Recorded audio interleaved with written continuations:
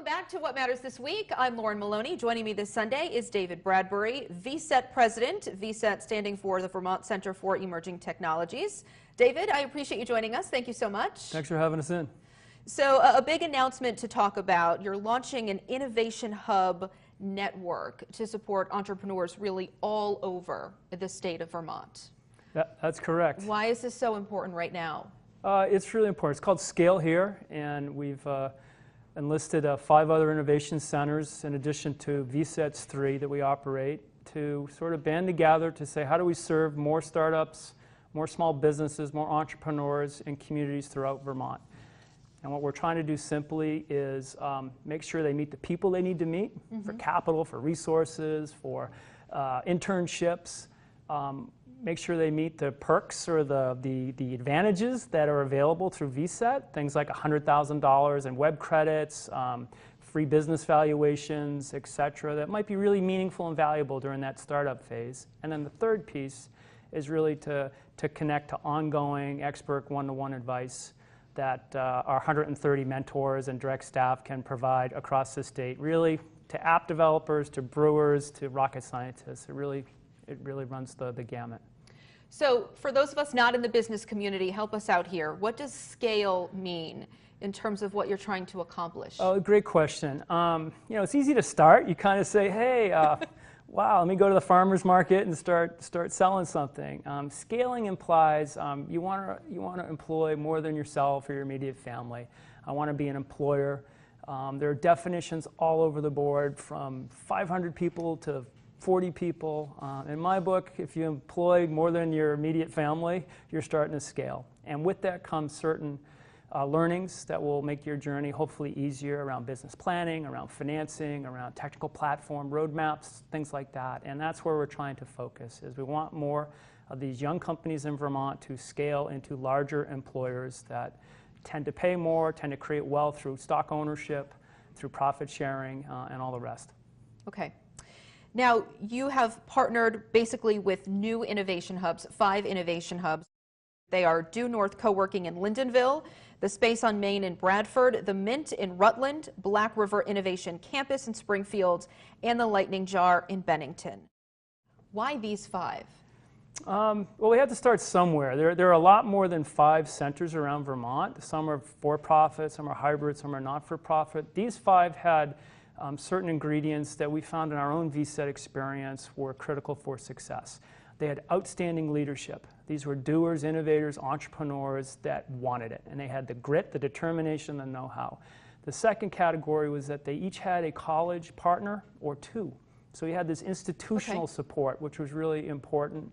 And really the third one is we wanted some geographic spread around Vermont. We wanted Bennington and Springfield and Bradford and Lyndonville and Rutland. But hopefully over time, once we sort of figure out our own scaling challenges, right, to serve, we can add some more facilities and more centers. It's probably easier said than done, like you just alluded to, in Burlington. But where are your toughest parts of the state to reach out to? That's a great question. I mean, I wake up in Lemoyle County every day. My partner wakes up here in Burlington. So, gosh, tougher parts really the drive time distance, right? So again, these centers, these hubs, we've always said that if you had a stop sign, a coffee shop, and a second-story building, you should look at a space, a maker space, a co-working hub that could be an intersection so you could get density, again, of innovators, of entrepreneurs that together can create new businesses and new energy in a community. And I think between broadband and online video consultations, in addition to these local resources, we're going to see more corners of the state served through Scale Here and through some of the other programs, like our podcast called Start Here.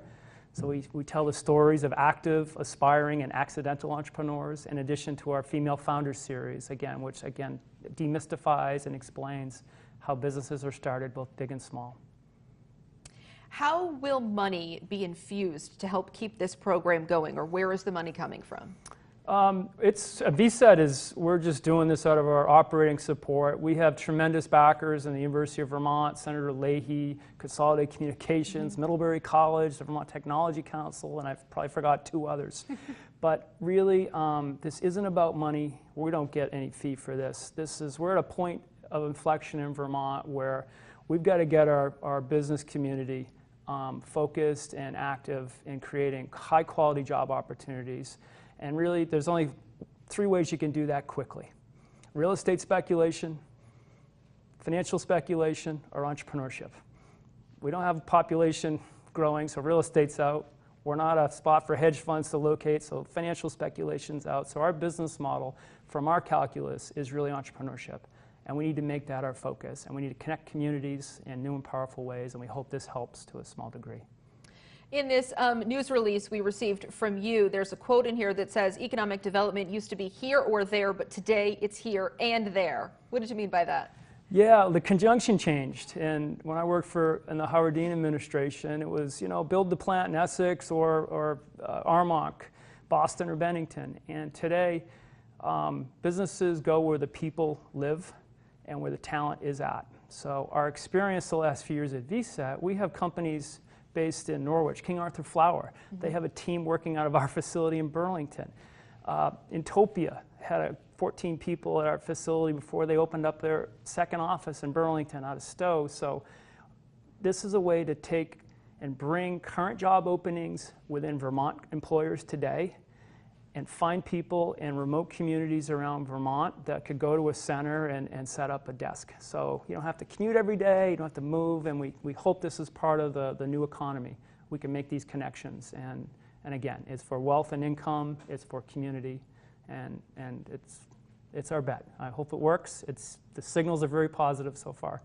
The governor and the Commerce Secretary, Mike Sherling, have said, it is difficult to kind of match a skilled worker with the company that has a job opening. It's either one of the other, and right now it seems like more companies have job openings and we don't have the skilled workers to fit them.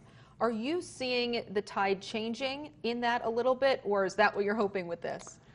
Yeah, we probably have a different lens because it tends to lean toward technology and knowledge workers. And my view is you got to know where to fish, right? And I think there's a fragmentation in our current system on job seeker and employer.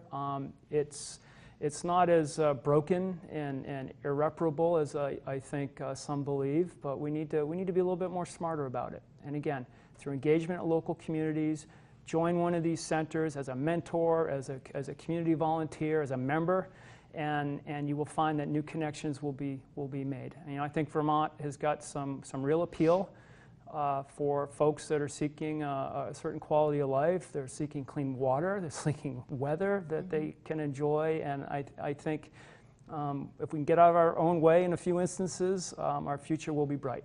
But it's going to take the next 5-8 years to see this play out.